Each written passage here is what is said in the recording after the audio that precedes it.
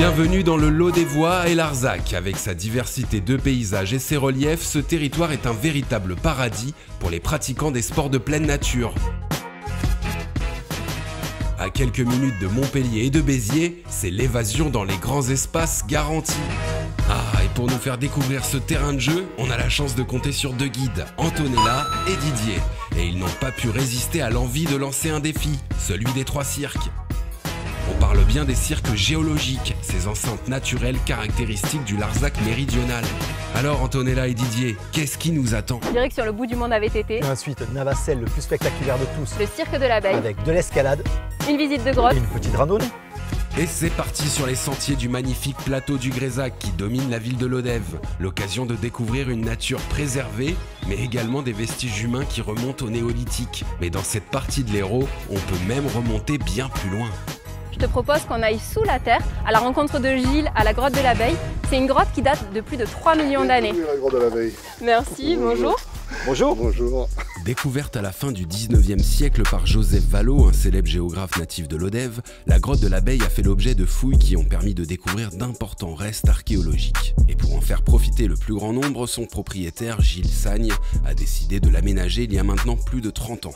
Et pour cause, cette cavité profonde de presque 2 km regorge de curiosités. La grotte de l'abeille a une rivière souterraine, et c'est la seule accessible de tout le Larzac.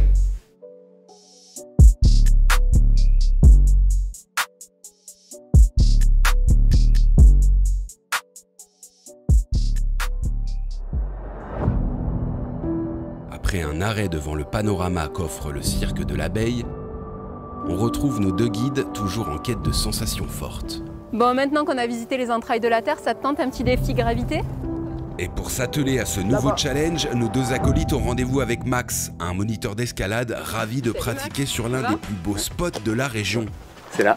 Car depuis quelques temps, le site a été aménagé par la communauté de communes du Lot des Voies et Larzac pour offrir désormais pas moins de 105 voies accessibles pour tous les niveaux.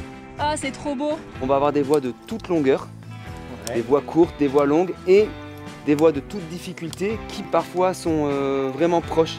Là par exemple, on est sur des voies très faciles et juste à côté de nous, il y a les voies parmi les plus dures du site.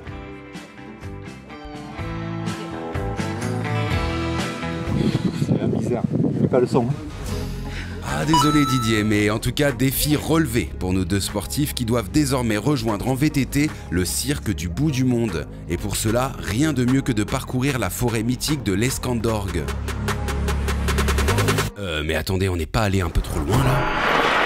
Mais non, panique pas, on n'est même pas encore arrivé au bout du monde. Le bout du monde, l'un des 3 cirques à découvrir dans le Lot des Voies et Larzac, et le défi qui attend nos deux guides n'est pas vraiment sportif, quoique pas dénué de sensations fortes. Et tu reconnais? C'est le petit hameau de Gourgas. Bah oui, je connais bien.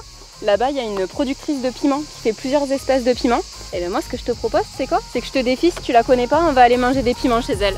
Ah non! Et si Didier, et d'ailleurs voici Gladys, productrice des piments du bout du monde. Et elle et son mari cultivent ici à Gourgas une vingtaine de variétés allant du plus léger au plus redoutable d'entre eux. Et nous, on va goûter quoi du coup? On va goûter le plus fort ou? Vous allez goûter dans le bas de l'échelle. Je vais vous faire goûter du piment lemon, qui a un petit goût de citron et qui est à 50 000 sur l'échelle de Scoville. Eh ben écoute, en avant pour le défi, hein. C'est pas très gros.